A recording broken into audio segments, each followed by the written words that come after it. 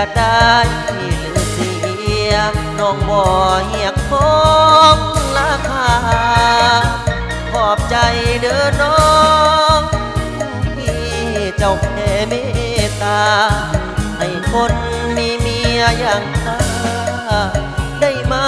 ร่วมเคียงกาย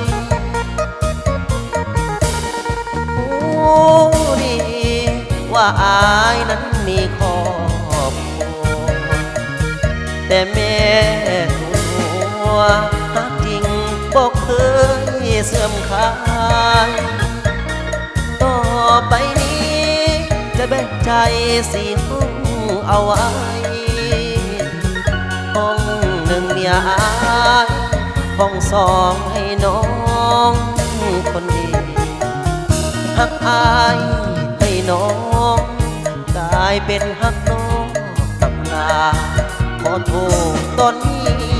นำมาบางเวลาพาน้องไปเลี้ยงฮักอายให้น้องบ่ถึงต้องแต่ว่าหวังดีถ้าขาดน้องไปตอนนี้ชีวิตเหมือนตายทั้งเป็นขอบใจที่น้องฮักคนนี้จะฮักน้องนางเหมือนเมียให้สมที่ใจอยากเป็น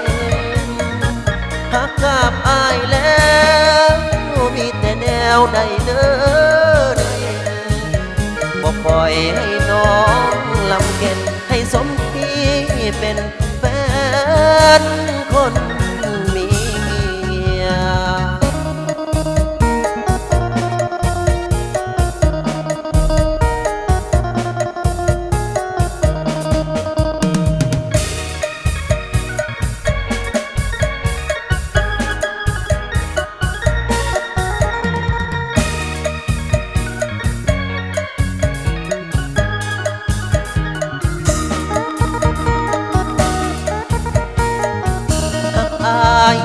ให้น้องกลายเป็นฮักน้องตำลาขอโทษตอนนี้นำมาบางเวลาพาน้องไปเลี้ยงฮักอายให้น้องบ่ถึงต้องแต่ว่าหวังดีหากขาดน้องไปตอนนี้ชีวิตเหมือนตายทั้งขอบใจที่น้องฮักคนนี้จะฮักน้องนางเหมือนเมียให้สมที่ใจอยากเป็น